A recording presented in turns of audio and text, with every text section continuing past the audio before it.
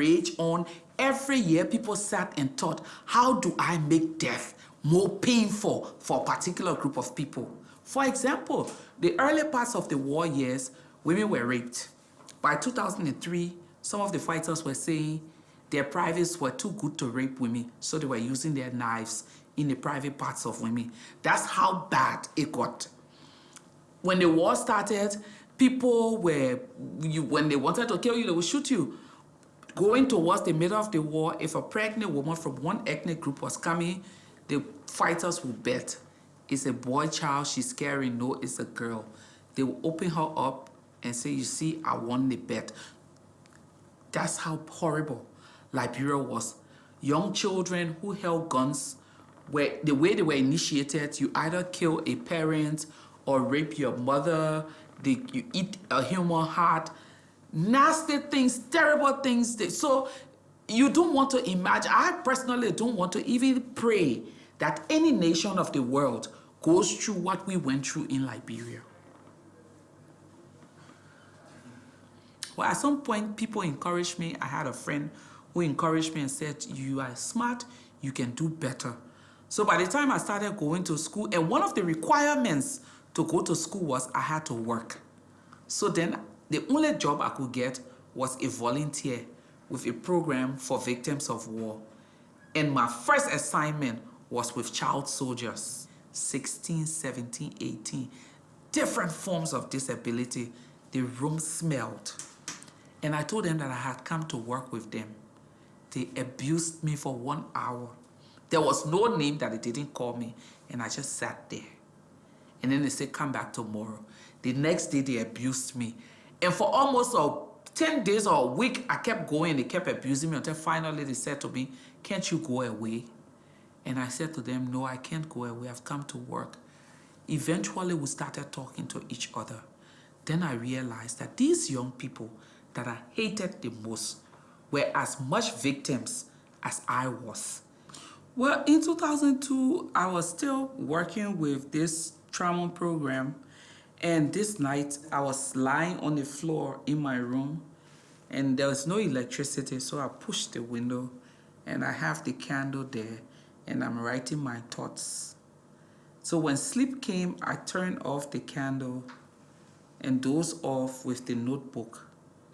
I'm lying on the floor underneath the window, and it's as if someone was calling me. So I'm between sleep and wake because I'm very cold, because it started to rain. And then this voice is saying to me, Leymah, gather the women of the church to pray for peace. The next morning I went to work. My boss at the time was a pastor. And I said, this is the dream that I had.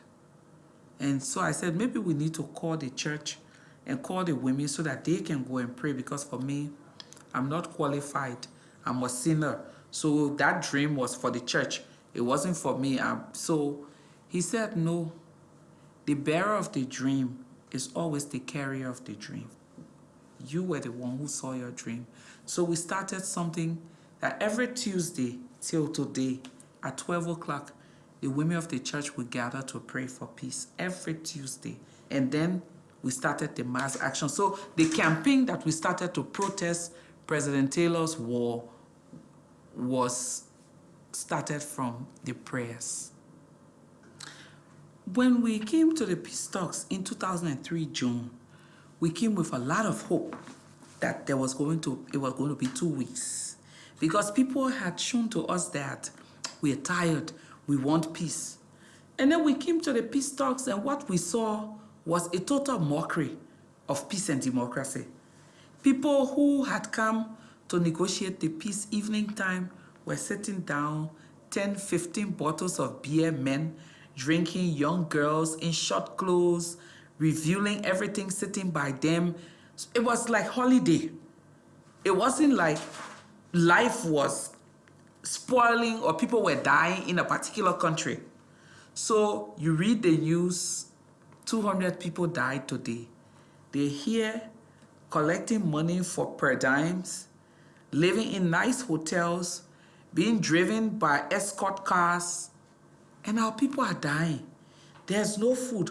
But none of these people had the conscience to say, let's hurry up. Let's be serious. They were benefiting.